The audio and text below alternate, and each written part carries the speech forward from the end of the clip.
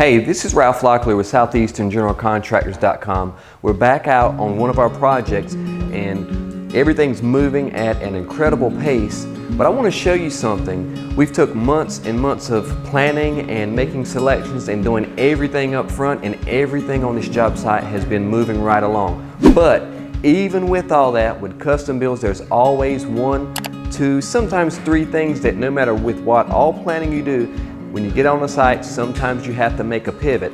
Let me show you what that looks like. So I just got finished with my walkthrough with the homeowner. We have scheduled site visits where we come out with the homeowners, let them walk the job at different stages of completion. Right now the cabinets are almost finished being installed, so we wanted to get the homeowner out, take a look at it, and make sure we're still all on the same page. So take a look right here. There's one thing that popped up that we're having to tweak, and I want to show you what that is. So right here, you see on the plan where it says base cabinets with wood counters and shelving above. The key word is shelving above. The expectation was made on the plan. Of course, we got the final signed documents. Everything should be good and very clear, right? Well, that's one detail that we still didn't meet the expectation. Let me show you, even while doing all of this with documentation and crossing all the T's and dotting all the I's, you still can miss out on fully understanding an expectation. So we've got this beside the fireplace, base cabinets are in, of course everything's already covered up and protected, and we've got cabinets above where the base cabinets are.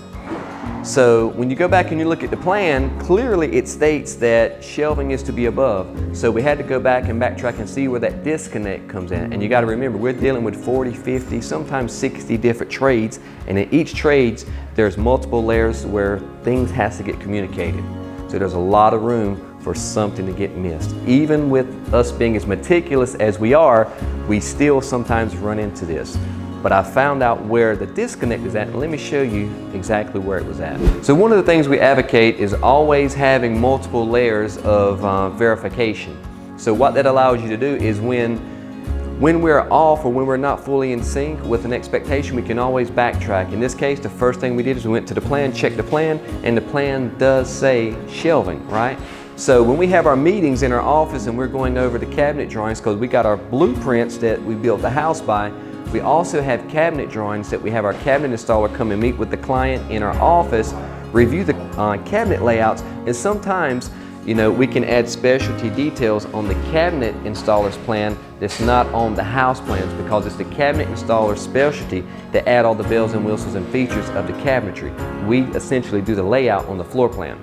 So, first stage, verifying it on the blueprints. Second stage is looking at the cabinet layout, seeing if there was a discrepancy or a contradiction there. When we looked at the cabinet layouts, that it really didn't specify that particular area. So that's the second layer. The third layer is we record all of our meetings, so in the event something like this happened, we can refer back to that if needed, just if nothing else, to see where the disconnect is at, so we'll know how to remedy that moving forward. So that's what was able to allow me to find out where the disconnect was at. So let me show you this. So the third way that we try to eliminate these type of things from happening is we record our meetings. As you can see, this is one of our messenger groups, and we record our meeting. We don't, you know, we put them on an unlisted channel so nobody sees this stuff but us, but we can refer back to it if need be. In this case, we need to refer back to it to see where the disconnect's at. And you can see we've even got it labeled, the client's name, meeting with the cabinet guy, and also here's the link. While looking back at the video, it happens really quick. While doing a summary, the owner says she wants the cabinets in the living room to be the same style, color, and look as the cabinets in the kitchen. And so even with this, you know, that's where kind of like the contradiction happened. It was really quick, really simple. We thought we'd crossed all the T's, we thought we had dotted all the I's, and on this job, really, that's been the only thing of this nature that's happened. So what we did, we walked the job site, the homeowner seen it, really wasn't feeling it, so it wasn't a big deal. We're going to take those cabinets, we found another purpose for them in another room. It's going to work out beautiful, everything's good, everybody's happy, there was no drama, no frustrations, and that's exactly the way that it should be. And now we're pivoting on site, and we're going to get the built-ins, the shelving right above the cabinetry here beside the fireplace, just as what the expectation was. So the lesson here was, and sometimes I have to be realistic to know that I can't get 100%, as far as setting and meeting expectations, because that would be perfection.